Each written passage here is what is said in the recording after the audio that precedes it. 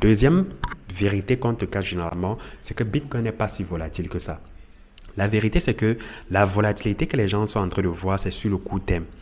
Lorsque tu dézoomes ou alors lorsque tu zoomes Bitcoin pour aller dans un horizon de temps un peu plus long terme, tu vas constater qu'en réalité, Bitcoin n'est pas du tout volatile. Et lorsqu'on parle de la volatilité, là, on parle d'un actif qui est né en 2009. Donc, nous sommes en 2025. Bitcoin a moins de 20 ans d'existence. Et on parle d'un actif qui a moins de 20 ans d'existence. C'est normal qu'il puisse avoir des fluctuations sur lui. Et ces fluctuations-là sont repérées parfois à cause de l'achat et de la vente. C'est un principe simple, l'offre et la demande. Donc, ça veut dire que parfois, d'un côté, on a beaucoup d'acheteurs par rapport aux vendeurs, ce qui peut potentiellement faire exploser le prix d'un coup. Ou alors, on a parfois beaucoup plus de vendeurs que d'acheteurs, ce qui peut faire baisser le prix d'un coup.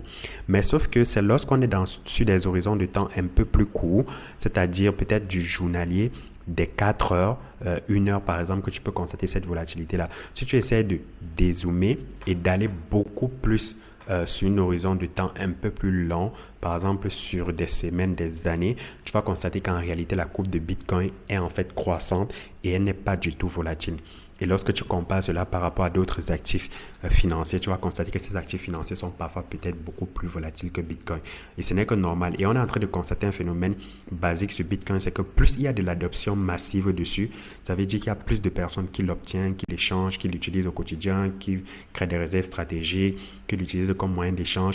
Plus le temps passe, les gens l'adoptent, plus Bitcoin fait quoi? Il a tendance en fait à pouvoir être stable d'un coup. Donc maintenant, il n'est plus question de pouvoir voir se lever un matin, on voit Bitcoin à 100 000 $, en soirée, on peut le voir peut-être à 10 000 $. Non, ça, ce n'est plus possible maintenant. Actuellement,